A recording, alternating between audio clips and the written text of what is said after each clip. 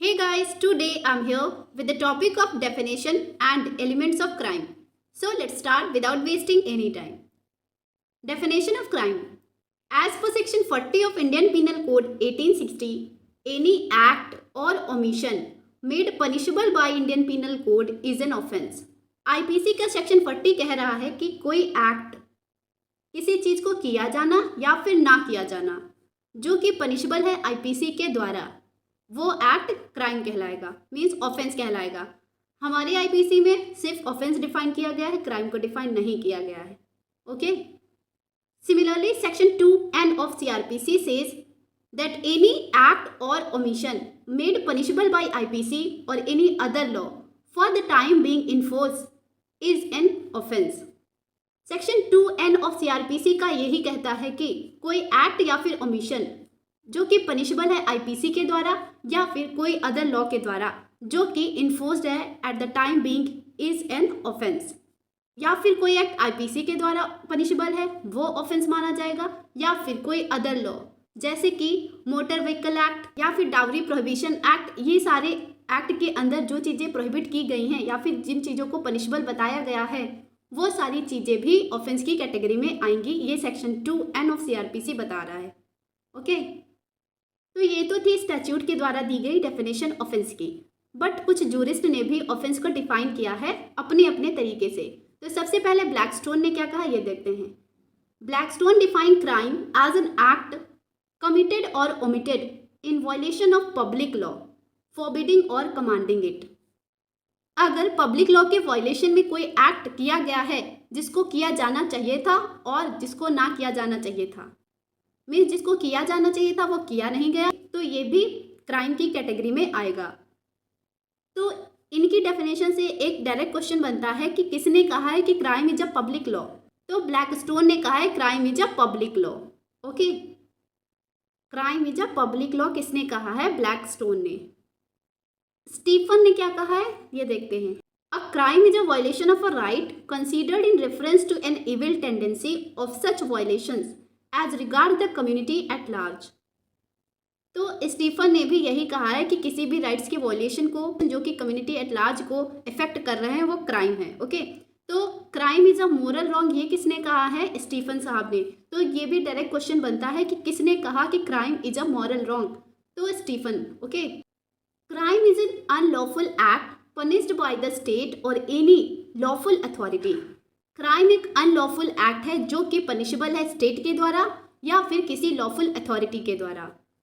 A crime is an offence is an act which is harmful not only to the person but also to the community, society और state.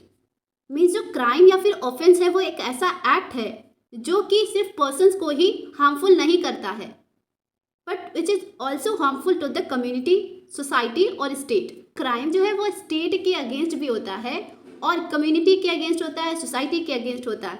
Means जो crime है वो एक individual person को effect नहीं करता है, वो कम्युनिटी को भी इफेक्ट करता है, सोसाइटी को भी इफेक्ट करता है और स्टेट को भी इफेक्ट करता है। इसी वजह से क्रिमिनल मैटर में एक पार्टी स्टेट बनती है। Okay, elements of crime. Basically there are 4 elements of crime. कितने? 4 elements of crime. The first one is human being, the second one is evil intention या फिर mens rea, third one is actus reus act और omission, fourth one is injury to the person. Okay, तो ये 4 essentials हैं। अब इनको हम 1 by 1 समझेंगे। The first one is human being. The word human being is not defined in IPC but the word man and women have been defined under section 10 of Indian penal code.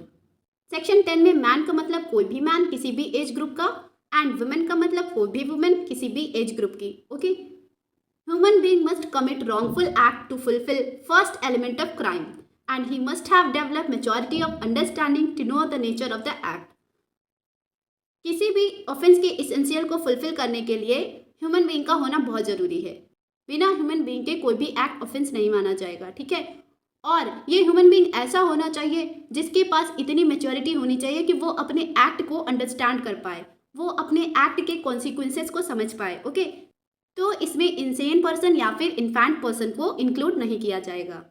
Okay, second essentials है mens रिया।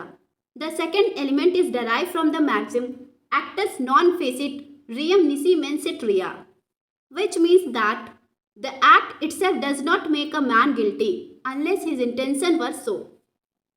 इस maxim का मतलब होता है कि कोई भी act अपने आप में गिल्टी नहीं होता, कोई भी एक्ट किसी भी पर्सन को गिल्टी नहीं बनाएगा जब तक कि उसका इंटेंशन वो काम करने का ना हो.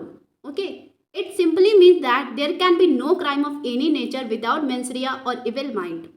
इसका सिंपली मतलब यह होता है कि कोई भी क्राइम तब तक नहीं होगा जब तक कि किसी भी पर्सन का इंटेंशन ना हो उस काम को करने के लिए.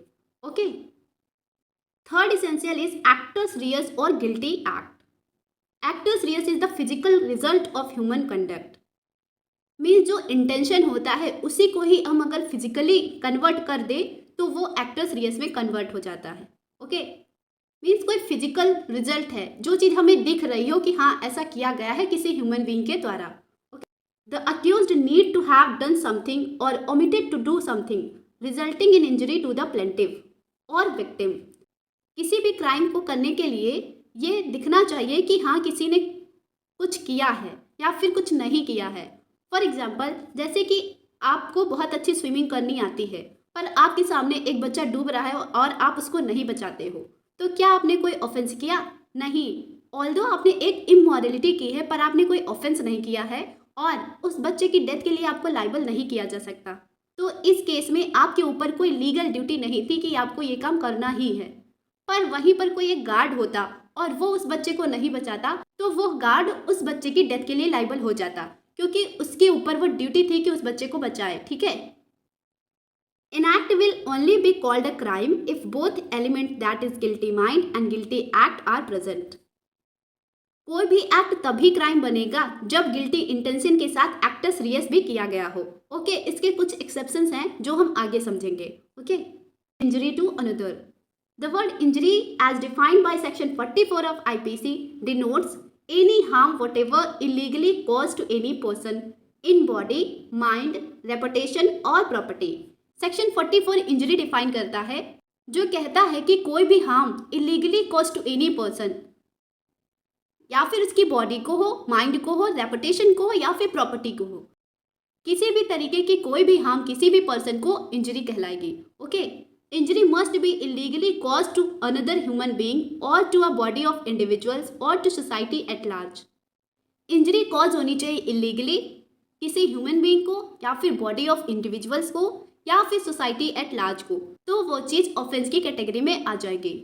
और कोई भी एक्ट तब तक क्राइम में कन्वर्ट नहीं होता है जब तक वो किसी भी व्यक्ति को या फिर किसी इंडिविजुअल पर्सन को या फिर किसी सोसाइटी को इंजरी ना कॉज करे. Okay, thus we have seen that there are 4 elements that constitute a crime.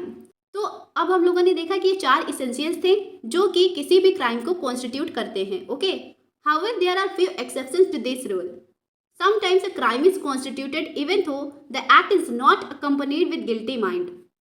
कभी कभी हम लोग देखते हैं कि कोई एक्ट है वो क्राइम में कन्वर्ट हो जाता है जबकि वो गिल्टी माइंड से अकम्पनीड नहीं होता है. Okay, these are the cases of strict liability. ये केसेस होते हैं स्ट्रिक्ट लाइबिलिटी के. For example, the offence of bigamy under section 494 of IPC. जो ऑफेंस ऑफ बाइगमी होता है तो वह भी एक ऐसा एक्ट है जिसमें आपको गिल्टी माइंड की आवश्यकता नहीं होती और आप एक क्राइम कॉन्स्टिट्यूट कर देते हैं. कंटेम्प्ट ऑफ कोर्ट भी इसी का एग्जाम्पल है एंड किडनैपिंग भी इसी का ही एग्जाम्पल है. Furthermore, there may be a crime where there is neither actus reus nor injury to human being. These are the cases of serious offences. For example, making preparation to commit dacoity under section 399 and assembling for purpose of committing डकैती under section 402 of IPC. तो ये जो offences है इनके अंदर आप अगर कोई एक्ट ना भी कर रहे हो तब भी आप लाइबल हो जाते हो एक ऑफेंस के लिए. अगर आप प्रिपरेशन मोड पर ही हैं तब भी आप उस चीज़ के लिए लाइबल हो जाते हो. और आप प्रिपरेशन लेवल पर ही लाइबल क्यों हो जाते हो? क्योंकि there is a larger interest of maintaining peace in the society. तो ये थी हमारी आज की वीडियो जिसमें हमने समझा क्राइम क्या होता है और उसके इसेंशियल एलिमेंट क्या होते हैं. आई होप आपको अच्छे से समझ में आ गया होगा. और अगर आप ये PDF डाउनलोड करना चाहते हैं तो लिंक डिस्क्रिप्शन बॉक्स में दे रखी है, आप वहाँ से डाउनलोड कर सकते हैं.